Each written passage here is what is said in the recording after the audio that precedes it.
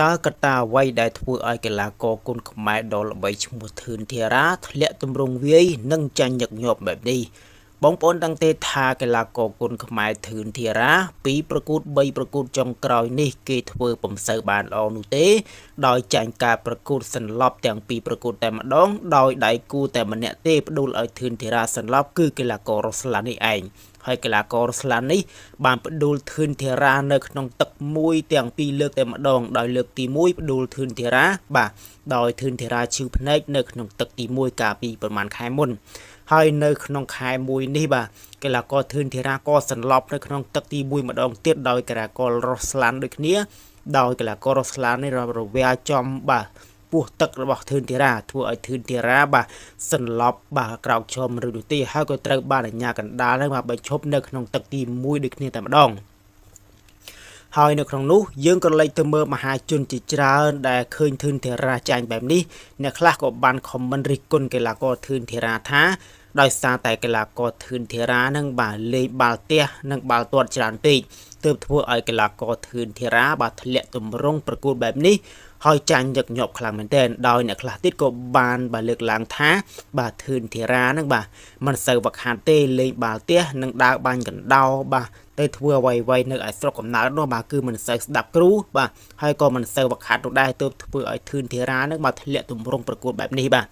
អញ្ចឹងទេមហាជនជាច្រើនបានរិះគន់បែបនេះជាច្រើនចំពោះកីឡាករធឿនធារាដោយសារតែឃើញកីឡាករធឿនធារារបស់យើងនឹងបាទ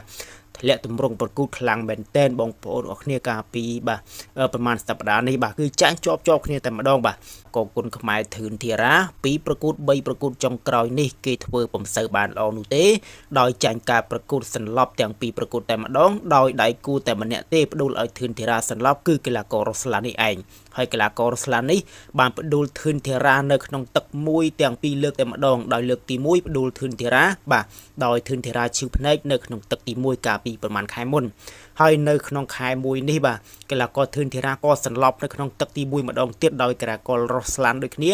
ដោយកីឡាកររ៉ូស្លាននេះរវាយចំបាទពោះទឹករបស់ធឿនធារាធ្វើឲ្យធឿនធារាបាទសន្លប់បាទក្រោកឈរឬនោះទេហើយក៏ត្រូវបានអាជ្ញាកណ្ដាលនឹងមកបញ្ឈប់នៅក្នុងទឹកទី1ដូចគ្នាតែម្ដង